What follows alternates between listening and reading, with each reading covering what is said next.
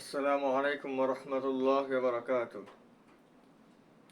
আমি মোহাম্মদ হাবিবুর রহমান নিয়ে আসলাম SSC 2026 batch অথবা দাখিল 2026 ব্যাচ যারা আছো তোমাদের পদার্থবিজ্ঞানের উপর একটি ওয়ান শট এমসিকিউ, যে অধ্যায়টি হচ্ছে আমাদের কাজ ক্ষমতা ও শক্তি।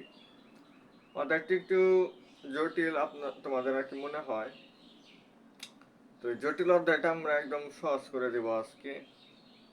আমরা ইতিমধ্যে গতি নামক যে অধ্যায়টা ওইটার পরে ওয়ান শট এমসিকিউ ক্লাস আমি নিয়েছি, এবং হচ্ছে বল নামক যে অধ্যায়টা ওইটার উপরেও নিচ্ছি। গত সপ্তাহে আমার একটা পরীক্ষার জন্য আমি গত সপ্তাহে এই ক্লাসটা নিতে পারছিলাম না, তা নাহলে আমরা আরেকটা একটা অধ্যায় আমরা আগে থাকতে পারতাম। তো যাই হোক, আজকে আমরা এই কাজ ক্ষমতা ও শক্তি অধ্যায়টা খুব সুন্দরভাবে কভার করার চেষ্টা করব, এবং খুবই সুন্দরভাবে দেখবেন যে আসলে খুবই গোছালো হচ্ছে জিনিসটা, এবং আপনারা আসলে খুব সুন্দরভাবে বুঝতে পারবেন। তো ক্লাসটি শুরু করি। অধ্যায়টি আসলে মানে সবাই যেরকম কঠিন মনে করে আর কি, একসময় আমিও এই অধ্যায়টা খুব কঠিন মনে করতাম, বাট এখন দেখি যে না, পদার্থবিজ্ঞানে কিছু অধ্যায়ের তুলনায় এই অধ্যায়টা সোজা, এর থেকে একটু কঠিন অধ্যায়ও আছে। যেমন চলতরিৎ আছে, আপনাদের চলতরিৎ এটার তুলনায় আর একটু কঠিন। যাই হোক, আমরা এই অধ্যায়ে প্রথম যে জিনিসটা জানবো সেটা হচ্ছে কাজ। কাজ, ক্ষমতা এবং শক্তি, এই যে তিনটা রাশি, এই তিনটাই হচ্ছে মূল। এই তিনটার উপর বেস করে আমাদের এই সম্পূর্ণ অধ্যায় গঠিত। এই তিনটা থেকে আমাদের প্রশ্ন আসার সম্ভাবনা সব থেকে বেশি। কিভাবে?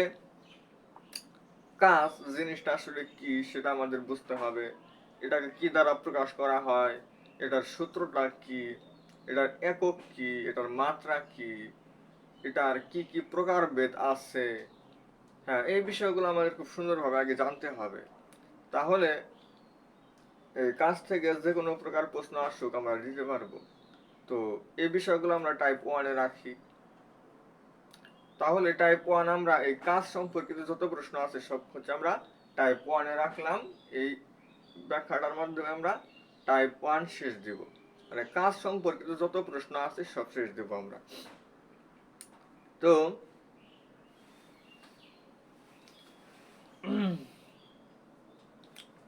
কাজ হচ্ছে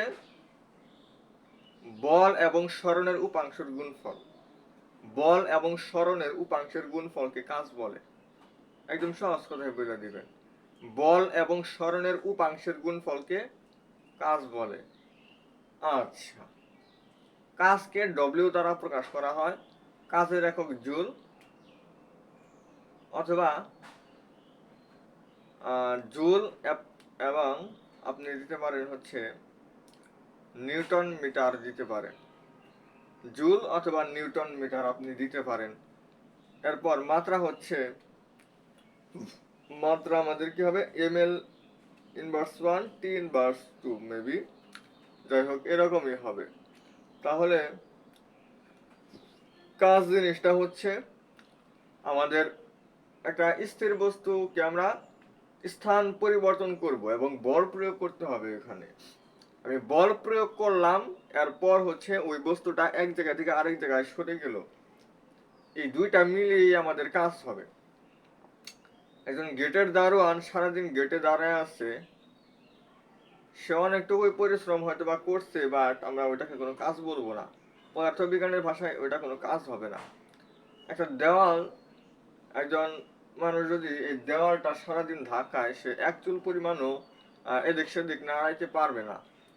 তাহলে সে কিন্তু আসলে সে অনেক পরিশ্রম করছে, বাট ওইটা আমরা কোনো কাজ বলতে পারবো না, কারণ সে যে জিনিসটার উপর বল প্রয়োগ করছে সেটার স্থানের সে পরিবর্তন করতে পারে নাই। তো স্থানের পরিবর্তন করতে না পারলে সেটা কোনো কাজ হবে না। আবার তাহলে কাজ হবে না কেন? কারণ আমরা জানি ডব্লিউ সমান হচ্ছে এফ এস।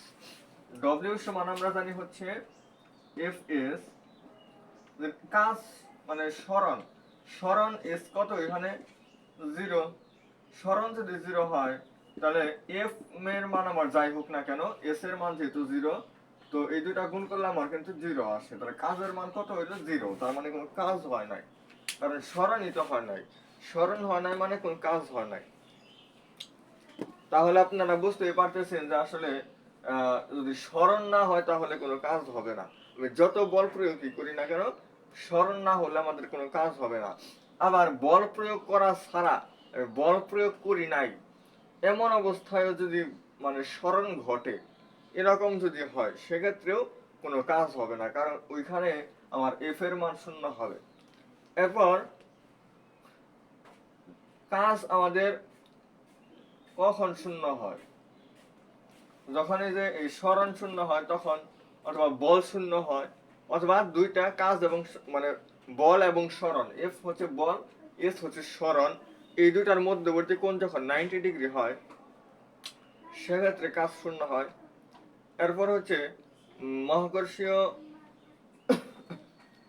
না কি বলা হয় এটাকে, কেন্দ্রমুখী বল দ্বারা কৃত কাজ 0 হয়। এরপর হচ্ছে একটা বস্তু যদি আনুভূমিক বরাবর যদি স্মরণ ঘটে, সেক্ষেত্রে অভিকর্ষ বল দ্বারা কৃত কাজ 0 হয়। এই বিষয়গুলো আমাদের খুব সুন্দরভাবে বুঝতে হবে যে আসলে কোন কোন বিষয়ে আমাদের কাজটা 0 হচ্ছে। তাহলে কাজ হচ্ছে আবার এই 0 না হয়ে, এটা তো শূন্যের ব্যাপারগুলো আমার শুধু। এরপরে কাজ আমাদের ধনাত্মক কাজ হতে পারে, আবার ঋণাত্মক কাজ হতে পারে। ধনাত্মক কাজটা কি? ধনাত্মক কাজটা হচ্ছে আমি যে দিকে বল প্রয়োগ করব, বস্তুটা সেই দিকেই অগ্রসর হবে। বস্তুটা আমি যে দিকে অগ্রসর করতে চাইবো, মানে আমি যে দিকে বল প্রয়োগ করব, সেই দিকেই ওইটা অগ্রসর হবে। এটাই হচ্ছে ধনাত্মক কাজ, কারণ আমি যেদিকে বল প্রয়োগ করছি ওটাও সেদিকেই গেছে। তাহলে বল এবং স্মরণের মধ্যবর্তী কোণ হচ্ছে 0 ডিগ্রি। cos 0 ডিগ্রির মান 1। আসলে আমরা সূত্র এফ এস এটা বলি, কিন্তু আসলে কিন্তু এটা এফ এস না, শুধু কাজের যে মূল ফর্মুলাটা সেটা হচ্ছে এফ এস cos থিটা। এটা হচ্ছে আমাদের মূল ফর্মুলা। আমরা বলছি যে উপাংশ, আমরা কিন্তু স্মরণের গুণফল বলি নাই, বল এবং স্মরণের গুণফল বলি নাই। স্মরণের একটা উপাংশ, এটা হচ্ছে এফ cos থিটা, আর একটা উপাংশ হচ্ছে এফ sin থিটা। মানে এরকম হয়, দুটা উপাংশ দুটা সমান ভাগে ভাগ হয়। ওই বিষয়গুলো আপনারা খুব সুন্দরভাবে বুঝবেন ইন্টারমিডিয়েটে। এখন এত ডিটেলস আসলে আলোচনা করার প্রয়োজন নাই, আর আলোচনা করলেও বুঝতে পারবেন না। তো আমাদের মূল সূত্রটা আসলে এফ এস না, মূল সূত্র হচ্ছে এফ এস। কিন্তু এই বইয়ে ধনাত্মক কাজ নিয়ে বেশিরভাগ আলোচনা করা হয়েছে। ধনাত্মক কাজটা যে জিনিস, এই ধনাত্মক কাজ নিয়ে বেশিরভাগ আলোচনা করা হয়েছে বিধায় এখানে এফ এস দ্বারা মানে এই ম্যাথগুলা করা হয়, এবং এগুলো আসলে ধনাত্মক কাজের যে বিষয়গুলা ওই রকম ম্যাথই তারা দিবে, ওই রকম প্রশ্নই তারা করে নবম দশম শ্রেণীতে। এই কারণে আসলে আমরা শুধু এফ এস দিয়ে শিখি, কিন্তু আসলে মূল সূত্র হচ্ছে এফ এস cos থিটা। আমি আপনাকে প্রশ্ন করে বললাম যে আমি যে দিকে বল প্রয়োগ করছি ওটা সেই দিকেই গেছে। তাহলে বল এবং স্মরণের মধ্যবর্তী যে কোণ, সে কোণটা হচ্ছে আমার 0 ডিগ্রি। কোণ যদি 0 ডিগ্রি হয়, তাহলে cos 0 ডিগ্রির মান কত হবে? আপনারা তো নবম দশম শ্রেণীর যে সাধারণ গণিত বইটা, এটা নবম অধ্যায়ে একটা ছক আছে 9.2 এ। 9.2 এ এই ছকটা আপনারা খুব সুন্দরভাবে অবশ্যই পড়ছেন আশা করি। ওইখানে cos 0 ডিগ্রির মান কিন্তু 1 দেওয়া আছে। তো 1 দিয়ে আমরা এফ এস কে গুণ করলে আমাদের এই এফ এস পাওয়া যাবে। তার মানে এটা হচ্ছে ধনাত্মক কাজের ক্ষেত্রে আমরা এই সূত্র অ্যাপ্লাই করব। আমরা যে ডব্লিউ সমান এফ এস ইউজ করি, এটা হচ্ছে ধনাত্মক কাজের ক্ষেত্রে এই ফর্মুলা। আর যদি আমাদের যেদিকে বল প্রয়োগ করছি বস্তুটা তার বিপরীত দিকে অগ্রসর হয়েছে, এরকম হয়। সাপোজ একটা ট্রাক বা একটা গাড়ি আমার দিকে আসতেছে, আমি এটাকে বাধা দিলাম, সে আমি বল প্রয়োগ করছি ওইদিকে, কিন্তু আমাকে সে একটু হলেও পিছনের দিকে নিয়ে আসবে। তাহলে আমি বল যেদিকে প্রয়োগ করলাম ওইটা তার বিপরীত দিকে আসলো, তাহলে বল এবং স্মরণের মধ্যবর্তী অ্যাঙ্গেল হয়ে গেল 180 ডিগ্রি। cos 180 ডিগ্রির একটা মান আছে, আমরা শুধু 90 ডিগ্রি পর্যন্ত জানি, কিন্তু আপনারা কি একটা জিনিস খেয়াল করবেন যে cos 1 কোটি ডিগ্রি যদি হয় ওইটার একটা মান আছে। cos যে কোনো একটা সংখ্যা হতে পারে, ওইটার একটা মান আছে। এবং cos থিটার মান একটা সীমাবদ্ধ, সর্বনিম্ন -1 হতে পারে, সর্বনিম্ন 1 হতে পারে। এরকম অনেক বিষয় আছে, আপনারা আস্তে আস্তে জানবেন এগুলা, কেবল তো আপনাদের শুরু। তাহলে cos 180 ডিগ্রির মান হচ্ছে -1। -1 দ্বারা এফ এস গুণ করলে হয় এফ এস। তাহলে এক্ষেত্রে হবে মানে ঋণাত্মক কাজ যদি হয় তাহলে আমরা ইউজ করব ডব্লিউ ইকুয়াল এফ এস। আর যদি এই স্মরণ না হয় অথবা বল স্মরণ হলেও বল যদি শূন্য থাকে বা এগুলোর কোনো একটা শূন্য হইলে বা এটা যদি 90 ডিগ্রি হয়, আমরা জানি cos 90 ডিগ্রি মান হচ্ছে 0, তাহলে এটাকে 0 গুণ হলে সম্পূর্ণ 0 হবে। তার মানে বল এবং স্মরণের মধ্যবর্তী কোণ যদি 90 ডিগ্রি হয়, সেক্ষেত্রে কাজ কত হয়? 0 হয়। তাহলে 0 কাজ এবং মানে শূন্য কাজ আর কি, শূন্য কাজ, ধনাত্মক কাজ, ঋণাত্মক কাজ, এগুলা বললাম। এবং কাজ কাকে বলে সেই জিনিসটাও বলছি, এবং একক, মাত্রা, এগুলো আমাদের বলা হয়েছে। তো আসেন এখন আমরা চাইলে এই কাজ সম্পর্কিত বেশ কিছু ফর্মুলা দিয়ে মানে এই প্রশ্নগুলো আমরা সলভ করতে পারি। যে বিগত বছরে আমাদের এই কাজ অংশ যে আছে, এই কাজ অংশ থেকে কি কি প্রশ্ন আসছে। তো আসেন আপনাদেরকে আমি কয়েকটা দেখাই।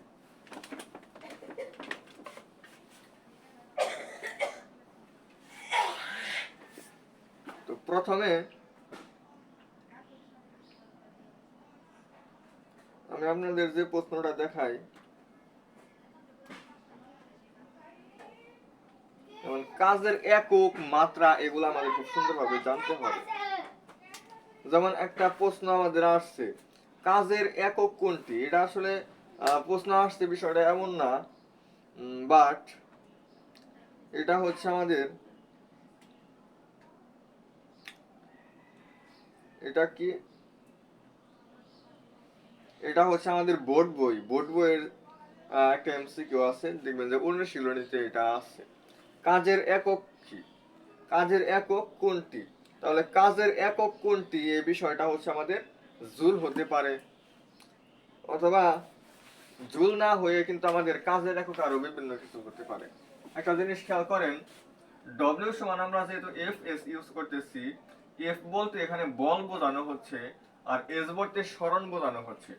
বলের একক মানে এটা আমরা কাজ, এই জিনিসটা কে আবিষ্কার করছে?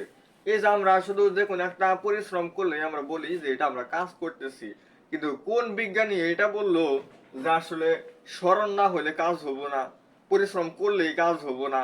এটা কোন বিজ্ঞানী বললো? এটা কোন বিজ্ঞানী প্রমাণ করলো? এটার নাম হচ্ছে বিজ্ঞানী জুল।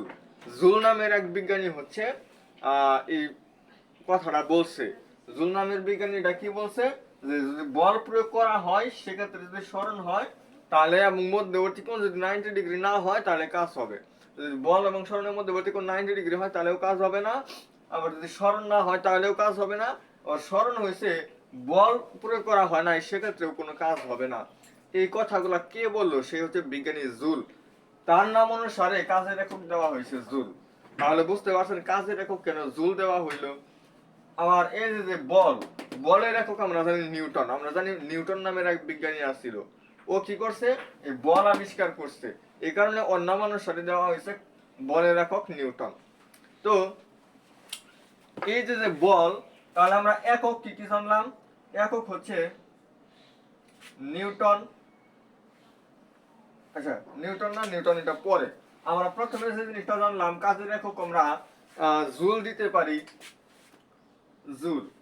আবার দেখেন এখানে নিউটন, দূরত্বের একক হচ্ছে মিটার, তাহলে আমরা নিউটন মিটার, মানে এই দুটো থেকে আমরা এইভাবে দিতে পারি, নিউটন মিটার আমরা এইভাবে দিতে পারি। তাহলে এটাও আমাদের একটা কাজের একক হয়। আবার হচ্ছে এফ সমান আমরা জানি হচ্ছে নিউটনের গতির দ্বিতীয় সূত্র যা আমরা পড়ি, ওইখানে এফ সমান হচ্ছে এম এ, এফ সমান এম এ, আর এরপর হচ্ছে আমাদের এস। তাহলে এম এর একক কি? এম হচ্ছে ভর, ভরের একক হচ্ছে আমাদের কেজি। এ হচ্ছে, এ কি হবে আমাদের? এ হচ্ছে আমাদের ত্বরণ, ত্বরণের একক হচ্ছে মিটার এস ইনভার্স 2, আর স্মরণের একক হচ্ছে মিটার। তার মানে কি? এটা আমরা লিখতে পারি কিলোগ্রাম মিটার স্কয়ার আর সেকেন্ড স্কয়ার। এই যে এই বিষয়টা আমরা লিখতে পারি, তাহলে এটাও কিন্তু আমাদের কাজেরই একটা একক হয়। তাহলে কাজের একক কিন্তু শুধু আমরা জুল মনে রাখলে হবে না, কাজের একক আমাদের জুলও হতে পারে, নিউটন মিটারও হতে পারে, এরপর kilogram metre square per second square এটাও হতে পারে। তিনটাই রাইট। মানে অপশনের মধ্যে আপনাকে মানে প্রশ্ন দিয়া যদি বলে নিচে কোনটি,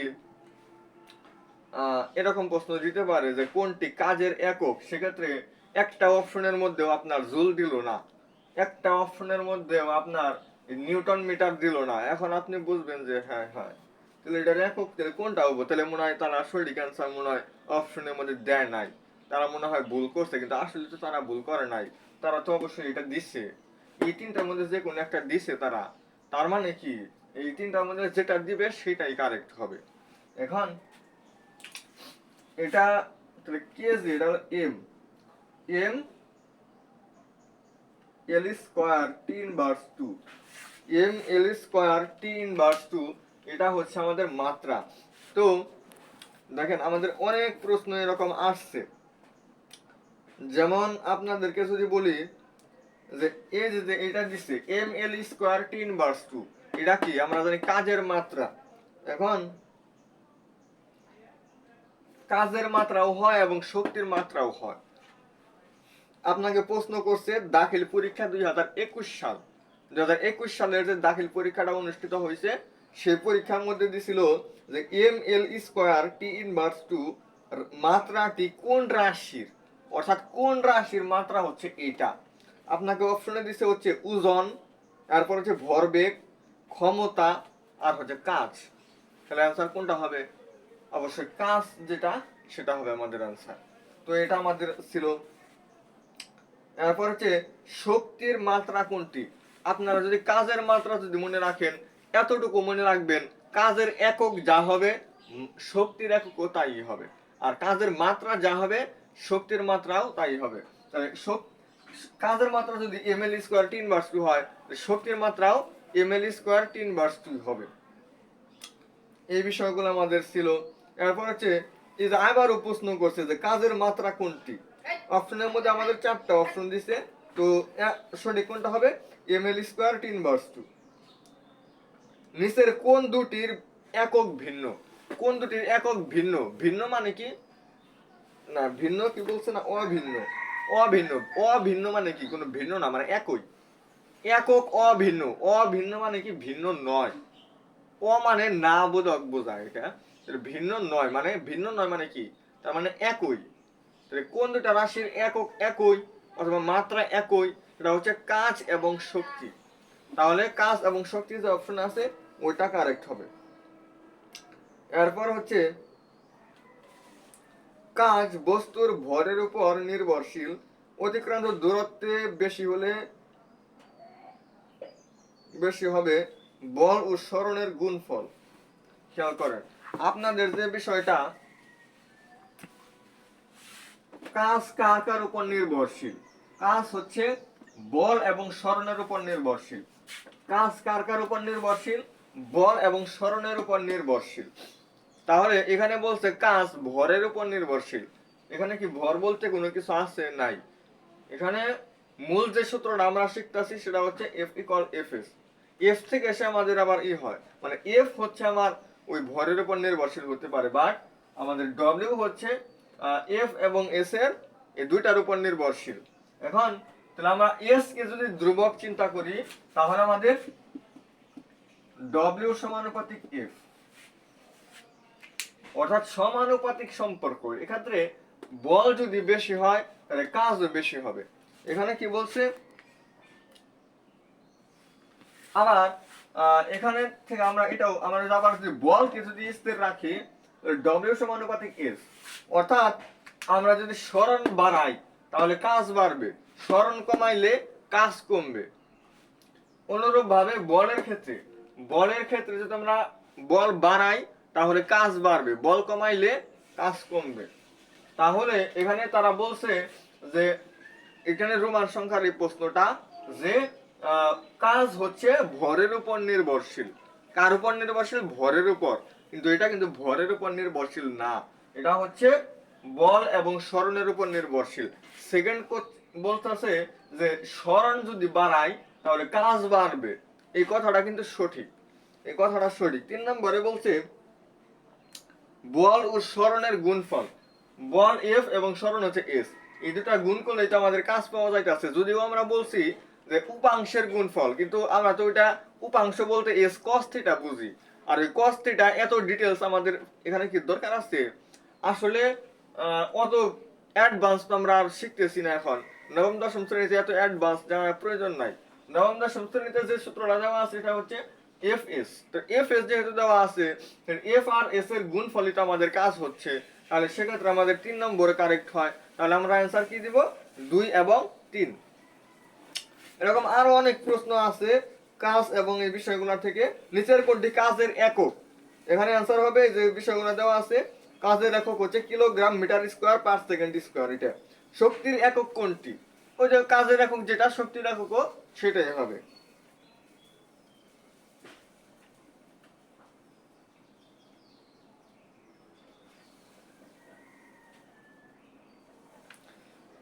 তো এরকম বিষয়গুলো আমাদের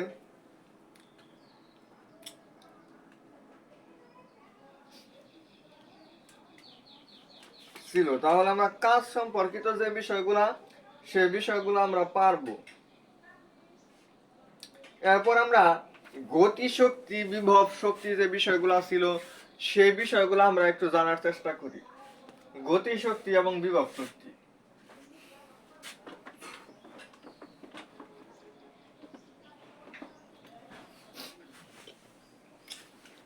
গতি শক্তি জিনিসটা কি? এটা হচ্ছে শক্তির একটা প্রকারভেদ। আমরা জানি শক্তি বলতে বিভিন্ন প্রকার শক্তি আমাদের আছে। শক্তির বিভিন্ন প্রকারভেদের মধ্যে একটা হচ্ছে আমাদের গতি শক্তি, আর একটা হচ্ছে বিভব শক্তি। এটা হচ্ছে মূলত যান্ত্রিক শক্তির প্রকারভেদ। শক্তি আমাদের তাপ শক্তি হয়, আলোক শক্তি হয়, যান্ত্রিক শক্তি হয়, বৈদ্যুতিক শক্তি হয়। এরকম বিষয়গুলো যে আমাদের হচ্ছে, এর মধ্যে একটা হচ্ছে যান্ত্রিক শক্তি, অর্থাৎ যন্ত্রের যে শক্তি, একটা যন্ত্রের যে শক্তি, ওইটাকে বলা হয় যান্ত্রিক শক্তি। এই যান্ত্রিক শক্তি হচ্ছে দুই প্রকার, একটা হচ্ছে গতি শক্তি আর একটা হচ্ছে বিভব শক্তি। গতি শক্তিটা একটু ভালো করে বোঝার চেষ্টা করেন। গতি শক্তিটা হচ্ছে একটা বস্তু একদম স্থির অবস্থায় আছে, এটাকে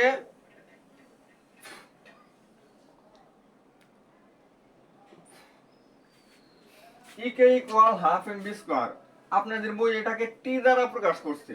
তো আপনারা ইকে দ্বারা ওইটা প্রকাশ করতে পারেন, তবে ইকে হচ্ছে আমাদের সব থেকে গ্রহণযোগ্য বেশি হবে। মানে টি যদি আমাদের 80% গ্রহণযোগ্য হয়, এটা আমাদের 90% গ্রহণযোগ্য হবে। এটা সব থেকে গ্রহণযোগ্য বেশি। তো ইকে সমান হচ্ছে হাফ এম বি স্কয়ার।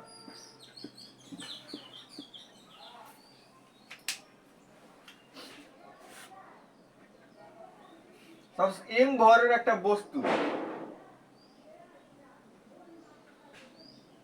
অর্থাৎ গতি করার জন্য আর কি, সাপোজ এতটুকু বেগ অর্জন করার জন্য তার উপর কতটুকু শক্তি প্রয়োগ করতে হবে, এরকম একটা বিষয়। সহজ বাংলা ভাষায় যদি বলি, সাপোজ ভির মান এখানে আমি 3 ধরলাম। ভির মান কত ধরলাম? 3। তার মানে আমি যদি 25 সেকেন্ডে 3 মিটার পার সেকেন্ড মানে স্পিডে যদি এটা চালাইতে চাই, একটা গাড়ি, দেখেন গাড়ি কিন্তু আমাদের উপর মানে এই বিষয়ের উপর জিনিসটা সাপোজ 50, 60, 70, 80 কিলোমিটার পর্যন্ত স্পিডে চলে। মেইন রোড আমাদের যে গাড়িগুলো চলে ওইগুলো কিন্তু অনেক স্পিডে চলে। বা আমরা সাধারণ লোকাল যদি গাড়ি বা একটা বাইক যদি চালাই, সেক্ষেত্রেও কিন্তু আমরা মিনিমাম 40-50 স্পিড চালাই আর কি আমরা। তো যাই হোক, আমরা সাপোজ 50 চালাবো, তাহলে 50 মিটার পার সেকেন্ড স্পিডে যদি চালাতে চাই, আর ওই বাইকটার ভর সাপোজ কত কেজি হবে? সাপোজ ধরেন যে 100 কেজি বা 150 কেজি হতে পারে। বাইক আরেকটু বেশি হতে পারে, বড় জোর 200 কেজি হবে, এতটুকু হওয়ার কথা না। যাই হোক 150 কেজি আমরা ধরলাম। তাহলে এই 150 কেজি ভরের একটা বাইক আমি চালানো শুরু করলাম। এটা যদি আমি 50 কিলোমিটার পার আওয়ারে যদি চালাতে চাই, তাহলে এটার উপর আমার কতটুকু শক্তি প্রয়োগ করতে হবে? কতটুকু শক্তি প্রয়োগ করতে হবে, সেই সেই পরিমাণটাকেই বলা হয় গতি শক্তি। অর্থাৎ এতটুকু গতি অর্জন করার জন্য, ওইটুকু গতি অর্জন করার জন্য যে পরিমাণ শক্তি ওইটার উপর প্রয়োগ করা হচ্ছে, ওইটাকে বলা হয় গতি শক্তি। বুঝতে পারছেন? আসলে গতি শক্তি যে আমরা বলি, আসলে গতি শক্তি জিনিসটা কি, আমরা বলি যে গতিকালে বস্তু যে শক্তিটা লাভ করে ওইটাই, কিন্তু আসলে ওইটা না। আসল কথা হচ্ছে যে অতটুকু বেগ অর্জন করার জন্য মানে মানে যে বেগটা সে অর্জন করছে, এই বেগটা অর্জন করার জন্য তার উপর কতটুকু শক্তি প্রয়োগ করা হয়েছে, ওই পরিমাণটাকে বলা হয় গতিশক্তি। আবার যখন আমরা ব্রেক করি, ব্রেক করে থামাই না, থামানোর জন্য যে পরিমাণ বল প্রয়োগ করলে ওইটা আমরা থামাইতে পারি বা স্থির করতে পারি, ওইটা হচ্ছে আমাদের স্থিতিশক্তি বা বিভব শক্তি। তো যাই হোক, আমাদের ভর ভরের সাথে হচ্ছে সমানুপাতিক, আর বেগের সাথে হচ্ছে বর্গের সমানুপাতিক হবে। তাহলে ই কে হচ্ছে আমাদের গতিশক্তি, এই গতিশক্তি হচ্ছে আমাদের ভরের সাথে সমানুপাতিক, আর হচ্ছে বি স্কোয়ারের সাথে মানে বেগের সাথে বর্গের সমানুপাতিক হবে। আর হাফ কিন্তু আমাদের ধ্রুবক, এটা ধ্রুবক আমাদের সমানুপাতিকের মধ্যে আইসা পড়বে। আর এই গতিশক্তির একক হচ্ছে জুল। গতিশক্তির একক হচ্ছে আমাদের জুল।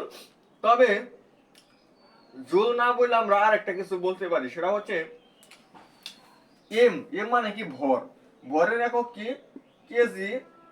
এটা হচ্ছে আমাদের metre per second.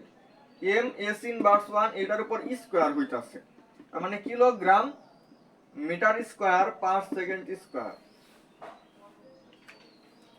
Kilogram metre square per second square, যেটা দেখেন আমাদের কিন্তু এটা জুল বলতে কিন্তু আমাদের এটা হইতাছে, এটা আমাদের কার একক? এটা যেটা এক প্রকার শক্তি, কাজের এককের সমানই হবে।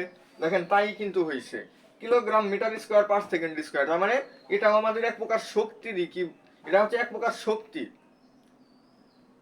আমরা বলতেছিলাম যে যে পরিমাণ গতি অর্জন করে, আসলে কি এটা কোনো গতির একক কি? গতি মানে বেগ, বেগের একক মিটার পার সেকেন্ড। দেখেন আপনারা যেটা পড়তেছেন এটা যে ভুল, এটা আমি প্রমাণ করে দিলাম। আমরা যেটা শিখি সেটা ভুল, আসল সত্যটা আমরা শিখি না। আমরা মানে বই রাইটার যে বই লিখছে, ওদের শুধু মানে লিখতে পারলেই ওরা বাইসা গেছে, আসলে সঠিক লিখতেছে না ভুল লিখতেছে এটা ওরা বলে না। গাইড, আপনি যে একটা গাইড ইউজ করেন, সেই গাইডে দেখবেন লেখা আছে একটা বস্তুর গতিকালে যে শক্তি অর্জন করে তাকে বলা হয় গতিশক্তি, বা যে বেগ অর্জন করে তাকে বলা হয় না, ওইগুলা না। আসলে হচ্ছে ওই বেগটা অর্জন করার জন্য, একটা বেগ অর্জন করার জন্য যে পরিমাণ শক্তি প্রয়োগ করা হচ্ছে, ওই পরিমাণটাকে বলা হয় গতিশক্তি। আর গতিশক্তির একক হচ্ছে জুল অথবা kilogram metre square per second square. আচ্ছা, এরপর হচ্ছে আমরা স্থিতিশক্তি সম্পর্কে জানবো।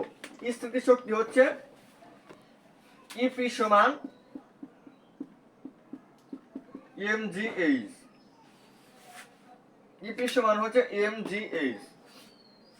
তাহলে জি কিন্তু আমাদের ধ্রুবক, জি কিন্তু আমাদের ধ্রুবক। তাহলে এখানে ইপি সমানুপাতিক আমার এম হতে পারে অথবা ইপি সমানুপাতিক আমার এইচ হইতে পারে। মানে এই গতিশক্তি হচ্ছে আমার ভরের উপর নির্ভরশীল এবং বেগের উপর নির্ভরশীল। গতিশক্তি কার কার উপর নির্ভরশীল? আমার ভরের উপর নির্ভরশীল এবং বেগের উপর নির্ভরশীল। আর আমাদের স্থিতিশক্তি বা বিভব শক্তি, এটা হচ্ছে আমার ভরের উপর নির্ভরশীল এবং উচ্চতার উপর নির্ভরশীল। আশা করি আপনাদেরকে বুঝাইতে পারছি। তো এটাও যেহেতু এক প্রকার শক্তি, এটাও কি আমাদের স্থিতি শক্তি।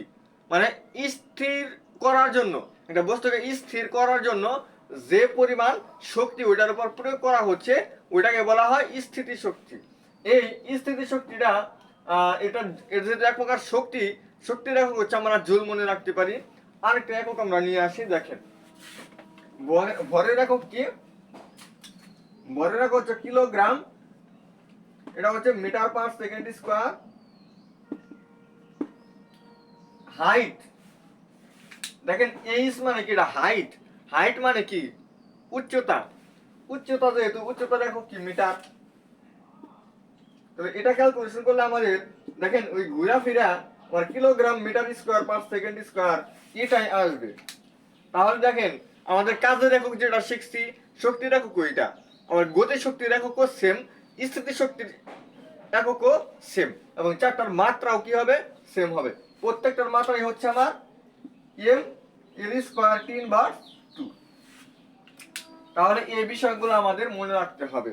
এখন আমরা আরেকটা যে জিনিসটা জানবো, এটা আসলে অনেকেই ভয় পান, এটা দেখেন আপনাদের আমি কত সহজ করে দিই, কতটুকু সহজ করতে পারি আজকে শুধু দেখবেন। এবার বলে কঠিন, কঠিন আজকে দেখে দিব একবার দাঁড়ান। আজকে আপনারা মনে করেন যে কতটুকু উচ্চতায় গতিশক্তি বিভব শক্তির এন গুণ হবে, এই বিষয়গুলো আমাদের প্রশ্ন আসে না? কতটুকু উচ্চতায় গতিশক্তি বিভব শক্তির এন গুণ হবে, বা 3 গুণ হবে, বা 4 গুণ হবে, কতটুকু উচ্চতায় বিভব শক্তি গতিশক্তির অর্ধেক হবে। এই যে উচ্চতার পরিমাণটা, এই উচ্চতার পরিমাণটা আপনারা কয়জনে বের করতে পারেন বলেন তো? এই উচ্চতাটা আপনারা কমেন্ট করবেন যে আমি এটা বোঝানোর আগে আপনারা কয়জনে পারতেন, আর আমি যে এই শর্টকাটটা আপনাদের দিলাম, এই শর্টকাটটা দেওয়ার পরে আপনারা কয়জনে পারতেছেন যে কতটুকু উচ্চতা বিভব শক্তি গতিশক্তি রেন গুণ হইল। মনে রাখবেন যদি এই উচ্চতায় গতিশক্তি বিভব শক্তির এন গুণ, কয় গুণ? এন গুণ। তাহলে যে অর্ধেক যদি হয় তাহলে এন এর মান 1/2, আবার যদি দ্বিগুণ হয় তাহলে এন এর মান 2, 3 গুণ হলে এন এর মান 3, আবার হচ্ছে যদি 1/3 যদি হয় সেক্ষেত্রে এন এর মান 1/3। এরকম এন এর মান আমাদের পরিবর্তন হবে। আমি বলছি যে গতিশক্তিটা যে হবে ওইটা হবে বিভব শক্তি যে আমাদের আছে ওইটাকে কত দ্বারা গুণ করলে মানে কত গুণ হবে আমাদের এই গতিশক্তিটা, সেটা আমাদের যদি এন হয় এবং যতটুকু উচ্চতা, ওই উচ্চতার পরিমাণটা যদি একটা বস্তু, সাপোজ এটা হচ্ছে আমাদের মূল একটা বস্তু, এই যে এতটুকু উচ্চতা এটা হচ্ছে আমাদের ভূমি হচ্ছে আমার এই উচ্চতায়, এই যে উচ্চতাটা দেওয়া আছে এই উচ্চতাটা যদি আমরা এক্স ধরি, আর সম্পূর্ণ উচ্চতা হচ্ছে আমাদের এইচ, সম্পূর্ণ উচ্চতা হচ্ছে আমাদের এইচ, এইটুকু উচ্চতায় হচ্ছে এই এক্স উচ্চতায় হচ্ছে বিভব শক্তি এর গতিশক্তির কত গুণ? এন গুণ। তাহলে এই যে উচ্চতার পরিমাণটা, এই উচ্চতার পরিমাণটা আমরা কিভাবে বের করব? এটার কি কোনো শর্টকাট আছে আদৌ? অবশ্যই আছে। এমন একটা শর্টকাট আপনাদের দিব, আপনারা বুঝবেন যে আসলে হ্যাঁ এই ক্লাসটা করে আসলেই আমাদের উপকার হয়েছে। এত কঠিন একটা মানে সমস্যা যেটা আমরা এত সহজে আমরা পারতেছি, এটা হচ্ছে x equal h divided by n plus 1। এই শর্টকাটটা আপনারা মনে রাখবেন। এটা হচ্ছে আমার শর্টকাট না, এটা হচ্ছে মানে অনেক পরীক্ষিত একটা শর্টকাট। এটা আপনার বড় ক্লাসে তখন উঠবেন, ইন্টারমিডিয়েটেও এই শর্টকাট দিয়ে অনেক এমসিকিউ আপনারা করতে পারবেন। এবং আপনাদের আমি তো অ্যাডমিশন ক্যান্ডিডেট, অ্যাডমিশনে আমাদের এই শর্টকাটটা দিচ্ছিল আর কি, কারণ আপনাদের আমি দিয়ে দিলাম। আমিও জানতাম না, এতদিন আমিও জানি নাই আসলে এরকম একটা শর্টকাট আছে, বাট আমি অ্যাডমিশনে এখন পড়তেছি, এখন জানি যে এরকম একটা শর্টকাট আর কি আমার অ্যাডমিশনের যে গাইড, ওই গাইডের মধ্যে আছে। তো ওইখান থেকে আমি এটা আর কি কালেক্ট করছি, এটা আপনাদের উপকারে দিবে আশা করি।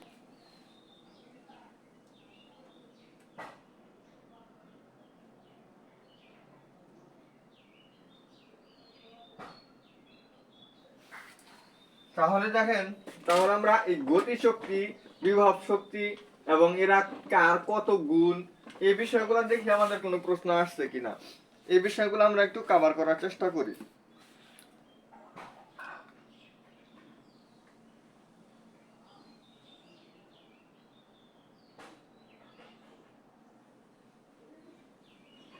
বিভব শক্তি বস্তুর ভরের উপর নির্ভর করে। হ্যাঁ, আপনাদের তো আমি দেখাইছি mg এই শুধু জির উপর নির্ভর করে না, ভরের উপর নির্ভর করে। মানে কি, ভরের উপর নির্ভর করে এবং ভরের সাথে সমানুপাতিক। এবং এখানে আর একটা বলা আছে যে উচ্চতার সমানুপাতিক। হ্যাঁ, এটাও আপনাদের দেখাইছি, উচ্চতার সমানুপাতিক, উচ্চতার উপর নির্ভর করে। তারপর হচ্ছে স্থান নিরপেক্ষ নয়। একটা স্থান থাকবে, একটা জায়গাতে তো সে একটা মানে স্থিতিশক্তি সে অর্জন করবে, একটা জায়গাতে তার থাকতে হবে। ওরা কি নিরপেক্ষ হয়ে যাবে? একটা জায়গা ছাড়া কি একটা কিছু করা যাবে? আর করা যাবে না। মানে স্থানটা নিরপেক্ষ হবে না। তার মানে আমাদের তিনটাই সঠিক।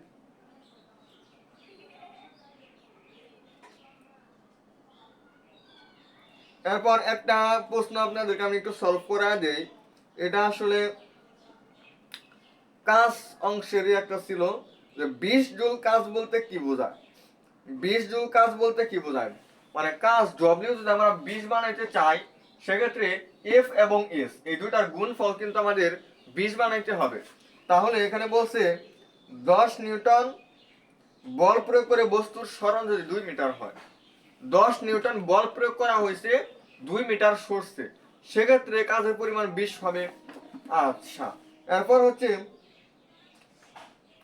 1 নিউটন বল প্রয়োগ করার পর বস্তুটির সরণ যদি 10 মিটার হয়, এটা কি হবে, 1 নিউটন বল প্রয়োগ করছি 10 মিটার সরছে, মানে কি এফ এর মান হচ্ছে 1, এস এর মান হচ্ছে 10, 10 কে 10 হবে, 20 নিউটন তো হইল না, 200 সঠিক হবে না। 3 নাম্বার হচ্ছে 5 নিউটন বল প্রয়োগে বস্তুটির সরণ হচ্ছে 4 মিটার। 5 নিউটন মানে এফ এর মান কত, 5 নিউটন। 5 নিউটন বল প্রয়োগ করতে সরণ হচ্ছে কয় মিটার, 4 মিটার, 4 5 20, 20 নিউটন মিলছে, সঠিক হবে 1 এবং 3।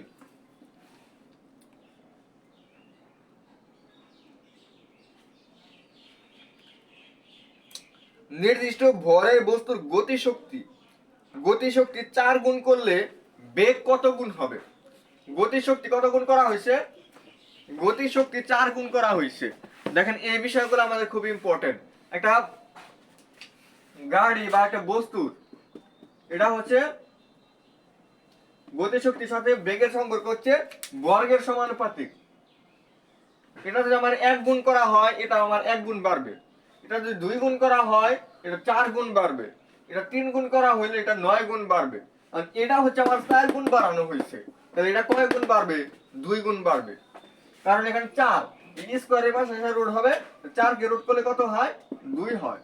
তার মানে বেগ হচ্ছে আমার 2 গুণ বাড়বে। তো এই এমসিকিউটা আপনাদের আমি সলভ করায় দিলাম, এটা আমাদের ছিল। দেখেন আপনাদের অনেক সমস্যা আমি সলভ করে দিচ্ছি।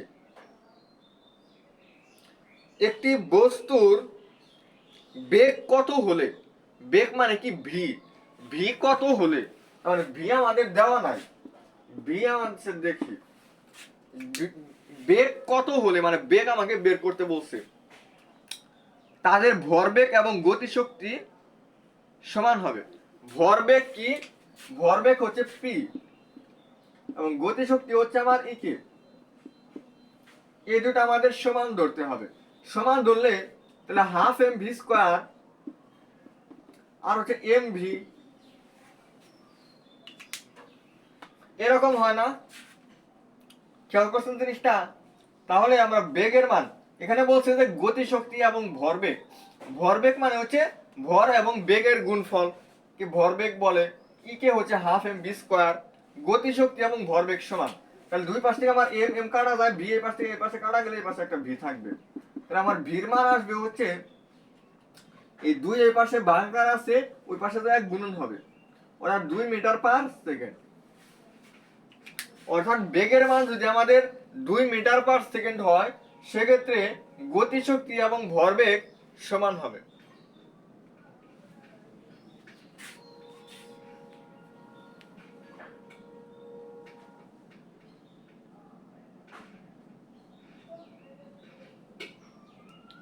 আচ্ছা, 90 কেজি ভরের একটি motorcycle 50 kilometre per hour বেগে চলতেছে, 50 কিলোমিটার পার আওয়ার বেগে চলতেছে 90 কেজি ভরের একটি সাইকেল।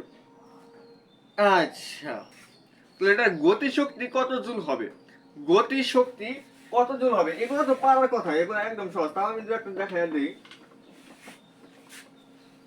ই কে সমান হচ্ছে হাফ এম ভি স্কয়ার, কত কেজি, 90 কেজি ভরের, কতটুকু স্পিডে চলতেছে, 50 kilometre per hour, kilometre per আওয়ারে দেওয়া আছে। এটা কি আমাদের এসআই একক, না এটা নট এসআই একক, এটা আমাদের এসআই এককে নিতে হবে। তো কিলোমিটার পার আওয়ারে দেওয়া আছে, এটা হচ্ছে বেগ, এটা আমাদের মিটার পার সেকেন্ড হচ্ছে আমাদের এসআই একক।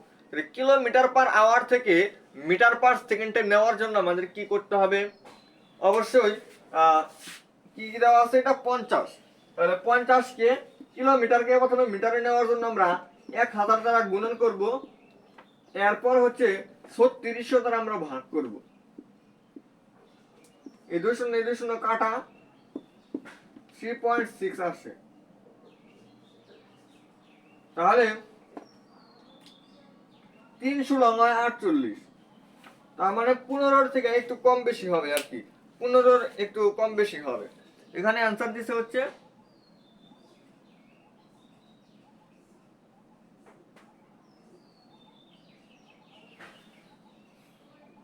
এটা কত হয়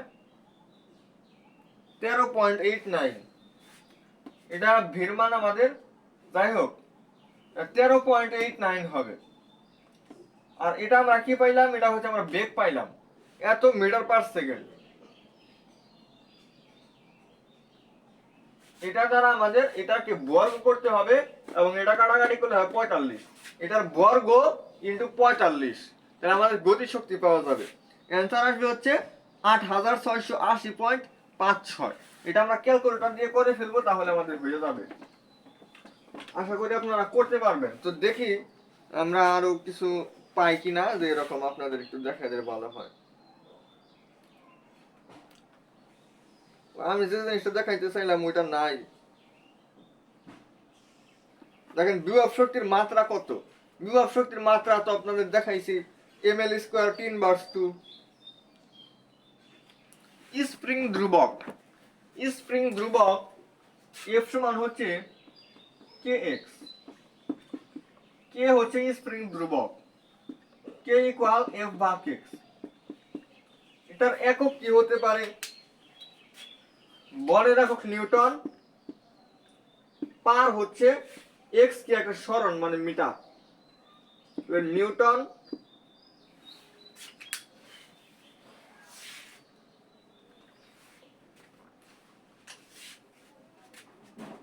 নিউটন পার মিটার এটা হতে পারে। স্প্রিং ধ্রুবকের একক কি হতে পারে, এগুলো আমাদের একটু জানতে হবে। স্প্রিং ধ্রুবকের একক আমার নিউটন পার মিটার হতে পারে।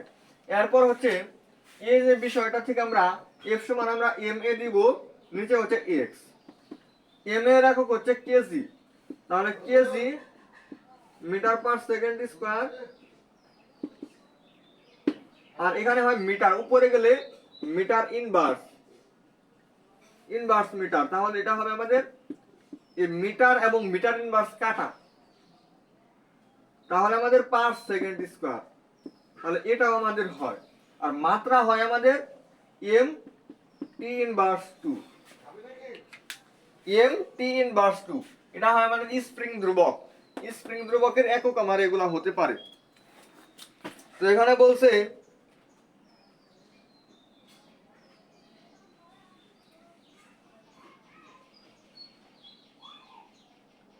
হ্যাঁ, এখানে আর একটা জিনিস করছে, সেটা হচ্ছে এটার উপরে নিচে আমাদের নিউটন মিটার দ্বারা গুণন করছে, মানে মিটার দ্বারা গুণন করছে, তাহলে হয় নিউটন মিটার আর নিচে হয় মিটার স্কয়ার। তাহলে উপরে হয় নিউটন মিটার, উপরে হয় নিউটন মিটার আর নিচে হয় মিটার স্কয়ার।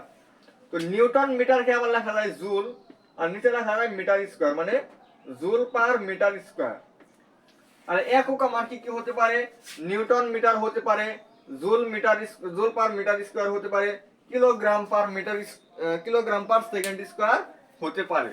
তাহলে এখানে একক নয় কোনটা, কিলোগ্রাম পার সেকেন্ড এটা হতে পারে না, নিউটন পার মিটার এটা হতে পারে, জুল পার মিটার স্কয়ার হতে পারে, kilogram metre per second square এটাও হতে পারে।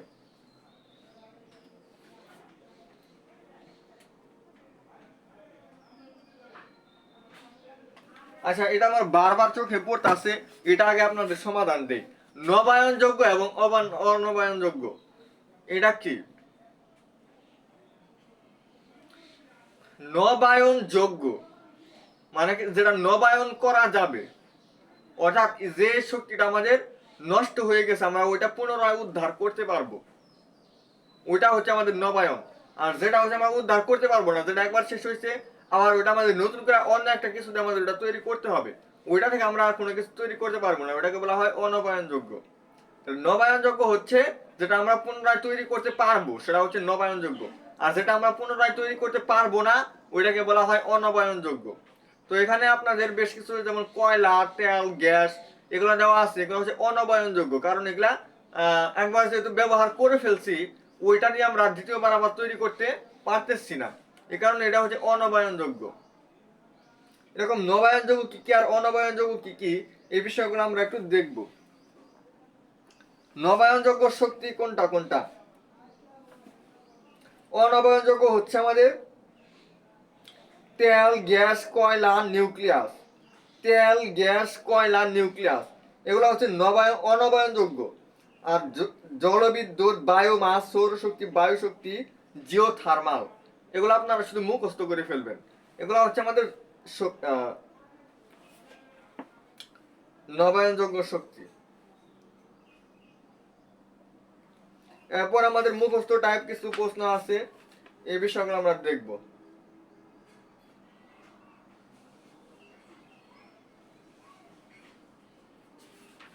এখানে তো আপনাদের সমানুপাতিক সম্পর্ক এই বিষয়গুলো দেখাইছি। এখন আর কোনো কিছু বাকি নাই, তবে যেটা দেখাইতে চাইতেছিলাম সেটা আসলে আদৌ পাবো কিনা। আচ্ছা, ক্ষমতা সম্পর্কে আপনাদের আমি একটু বলি। ক্ষমতা জিনিসটা আপনাদের আমি এখন আলোচনা করা হয় নাই, এটা একটু আলোচনা করি।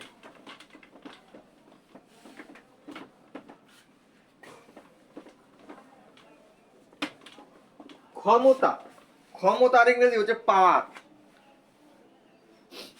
ক্ষমতা ইংরেজি হচ্ছে পাওয়ার, পাওয়ার হচ্ছে ক্ষমতা। এই ক্ষমতাকে পি দ্বারা প্রকাশ করা হয়। পির আমার বেশ কিছু অনেকগুলো সূত্র আছে। পির কি আছে আমার অনেকগুলো সূত্র আছে। একটা হচ্ছে এফ ভি ডব্লিউ,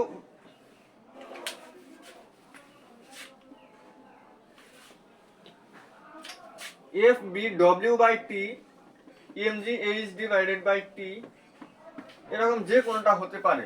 আবার যদি আমার কর্মদক্ষতা যদি দেওয়া থাকে, কর্মদক্ষতা যদি দেওয়া থাকে, সেক্ষেত্রে আমার M G H divided by T into কর্মদক্ষতা, যেটা আমাদের ইটা দ্বারা প্রকাশ করা হয়। এটার নাম কিন্তু অনেকজনে হয়তো মনে আছে কিনা বা শুনছেন কিনা এর আগে, যে এটার নাম হচ্ছে ইটা। কর্মদক্ষতাকে যেটা দ্বারা প্রকাশ করা হয় এটার নাম হচ্ছে ইটা।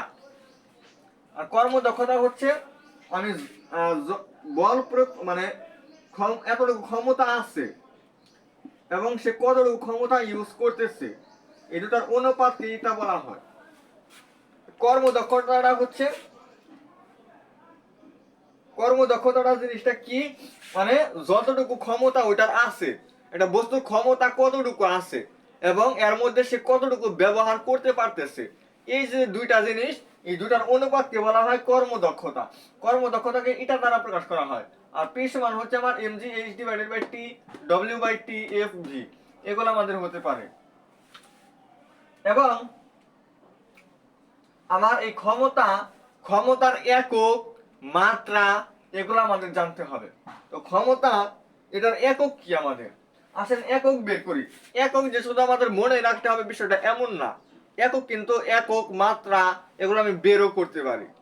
আমি কিন্তু আপনাদের কোনো এ পর্যন্ত কোনো মাত্রা আমি মুখস্থ করতে বলছি, প্রত্যেকটা মাত্রা একদম বের করে দেখাইছি যে কিভাবে এই মাত্রাগুলো আসলো, কিভাবে এই এককগুলো আসলো। এই যে স্প্রিং ধ্রুবক, এটার মাত্রা হচ্ছে 3টা, এরপর হচ্ছে একক হচ্ছে 3টা, এই বিষয়গুলো আপনাদের আমি দেখাইছি। তো এরকম, তো এই ক্ষমতার একক আমাদের আসলে কত সেটা আমি এখন বের করে আপনাদের দেখাবো। এবার এটার ক্ষেত্রে যদি আমরা আসি, তাহলে ক্ষমতা এটা হচ্ছে কাজ, ডব্লিউ বা টি। ডব্লিউ মানে কি, কাজ বোঝায়। কাজের একক কি, জুল। জুল পার সময় কি, সেকেন্ড। জুল পার সেকেন্ড হতে পারে, জুল পার সেকেন্ড হতে পারে, হ্যাঁ হতে পারে। আর এটার ক্ষেত্রে যদি আসি, তাহলে একটা জিনিস খেয়াল করেন, ভরের একক হচ্ছে kilogram, metre per second square, metre এটা হচ্ছে এস, তাহলে kilogram metre square S inverse 3, হ্যাঁ হতে পারে। তাহলে kilogram metre square per S cube per second cube এরকম হতে পারে। মাত্রা কি হবে, এম এল স্কয়ার 3/3 হতে পারে,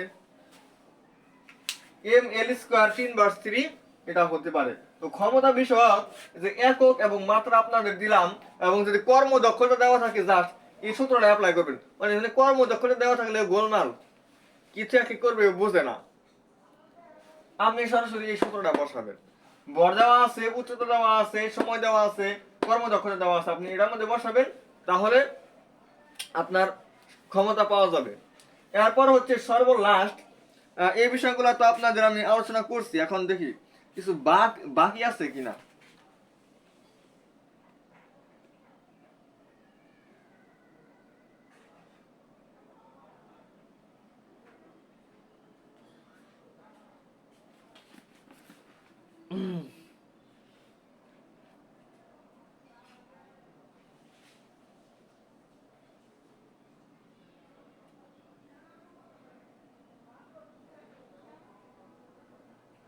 হ্যাঁ, আসলে যে সূত্রগুলো আপনাদের সাথে আমি আলোচনা করছি, যে ম্যাথগুলো দেখাইছি, এগুলো আসলে আপনারা একটু দেখবেন, তাহলেই হয়ে যাবে।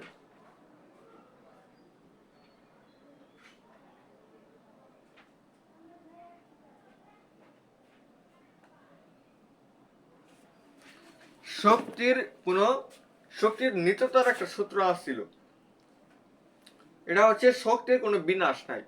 শক্তি এক রূপ থেকে অন্য রূপে রূপান্তরিত হয়। তাপ শক্তি আছে, ওটা বিদ্যুৎ শক্তিতে হতে পারে বা আলোক শক্তিতে হতে পারে। একটা শক্তি আছে, ওটা আরেক শক্তিতে রূপান্তর হয়।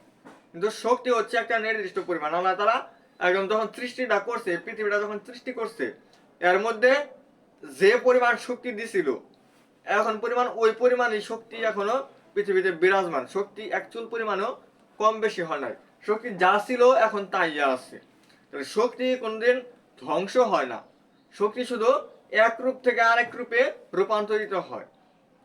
আর একটা বস্তু যখন সর্বোচ্চ উচ্চতায় যাবে, সর্বোচ্চ উচ্চতায় গতিশক্তি মানে যত উপরে যাবে, এখানে এটা ভূমি, ভূমি থেকে যত উচ্চতায় যাবে, যত উপর দিকে যত যাবে, তত হচ্ছে গতিশক্তি হ্রাস পাবে, বিভব শক্তি বৃদ্ধি পাবে। যত উচ্চতায় যাবে তত বিভব শক্তি কি হবে, বাড়তে থাকবে, আর হচ্ছে গতিশক্তি হ্রাস পেতে থাকবে। আর যত নিচের দিকে নামবে তত হচ্ছে গতিশক্তি বাড়তে থাকবে, স্থিতি শক্তি হ্রাস পেতে থাকবে। একদম আনুভূমিক বরাবর যখন আসলো, একদম মাটিতে যখন আসলো, তখন একদম আনুভূমিকে এই যে স্থিতি শক্তির পরিমাণটা হচ্ছে জিরো। স্থিতি শক্তির পরিমাণটা কি, জিরো। আর যখন সর্বোচ্চ উচ্চতায় যাবে, তখন এটা কোনো গতি থাকবে না। একদম উচ্চতায় ওই বেগটা একদম স্থির হয়ে যায়। বেগ কি হয়ে যায়, একবার স্থির হয়ে যায়। সেক্ষেত্রে একদম উচ্চতায় গেলে গতিশক্তি হয় জিরো। একদম উচ্চতায় গেলে গতিশক্তি কি হয়, জিরো হয়। তো এই বিষয়টা আপনাদেরকে আমি একটু স্মরণ করাই দিলাম। এখন যে বিষয়গুলো আছে এগুলো আপনারা বেশি বেশি বাসায় প্র্যাকটিস করেন, এবং থিওরিটিক্যাল অনেক প্রশ্ন এখানে আছে।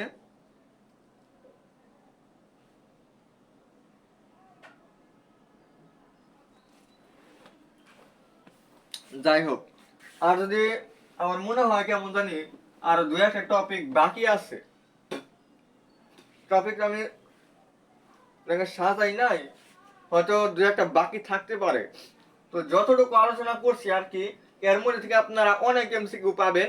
তো দু একটা টপিক যদি বাকি থাকে সেটা আমাকে কমেন্ট করে জানাবেন। আমরা আগামী ক্লাসে যে অধ্যায়টা আলোচনা করব, ওই অধ্যায়টা শুরু করার আগে আমরা বাকি টপিকগুলো আমরা আলোচনা করব। তবে মনে হয় না আজ আমাদের টপিক বাকি আসছে। তো আজকের ক্লাসটি আমাদের এই পর্যন্ত থাকবে। আসসালামু আলাইকুম ওয়া রাহমাতুল্লাহি ওয়া বারাকাতুহু।